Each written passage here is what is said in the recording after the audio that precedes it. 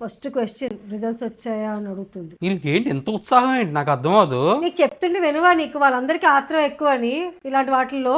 దేశంలో పక్కోడు పని మీద ఉన్నంత ఇంట్రెస్ట్ సొంత పని మీద ఉండదు జనాలకి. ఎస్పెషలీ మార్క్స్ వాటిల్లో చాలా ఎక్కువ ఆత్రం. ఏంటికి మార్క్స్ బాగా రావాలన్నా బాగా రాకూడదనా?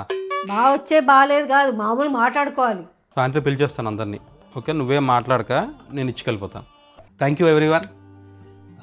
షార్ట్ నోటీస్లో వచ్చారు. We have very good news to share. మీరు మా వెల్ విషర్స్. యశ్నీల్ మళ్ళీ స్కూల్లో జాయిన్ అవుతున్నాడు. క్రికెట్కి బ్రేక్ ఇచ్చాడు. సో ఇది again is back in to school. వాళ్ళు ఒక అడ్మిషన్ టెస్ట్ పెట్టారు, దాంట్లో టాప్ వచ్చాడు. సో ఇక మన బ్లడ్డే కదా. నీకు ఒకటి తెలుసా? ఏంటి? ఏమైనా వాడికి 37 మార్కులే వచ్చాయి. అందరికి 100కి 100 వచ్చాయి అనుకొని చెప్పుకుంటున్నారు. ఎన్ని మార్క్స్ వచ్చాయి నిషా?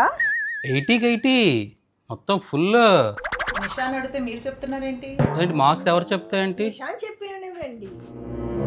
నిషా చెప్పు. నిషా చెప్పను బ్రదర్. 80 నేను చెప్తున్నాను కదా. ఎవడు అడిగాడు రండి నువ్వు? మీరు ఎందుకు ఆపుతున్నారు అంతలాగా? ఏ ఆపడం ఏంటి నిషా?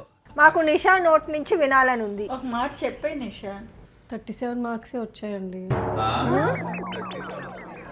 అదేంటి మరి? నాకు తెలుసు, అందుకనే మీ నోట్ నుంచి చెప్పిద్దామని అడుగుతున్నా.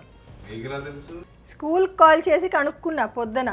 మై గాడ్, నమ్మేటట్లుందా? అందుకనే డౌట్ వచ్చి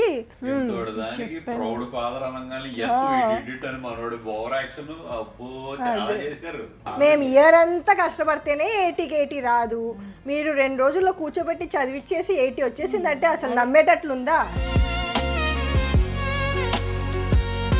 నీకు అంత సీన్ లేదు, నీ కొడుక్కి అంత సీన్ లేదు. ఎందుకు ఈ బిల్డప్లన్నీ?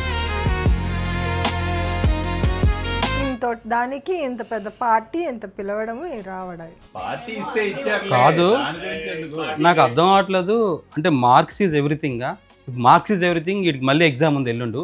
ఆ ఎగ్జామ్లో నిజంగా 100% 80కి 80 తెచ్చి చూపిస్తాను మీకు. నేను ఈ అపార్ట్మెంట్ వదిలి వెళ్ళిపోతాను.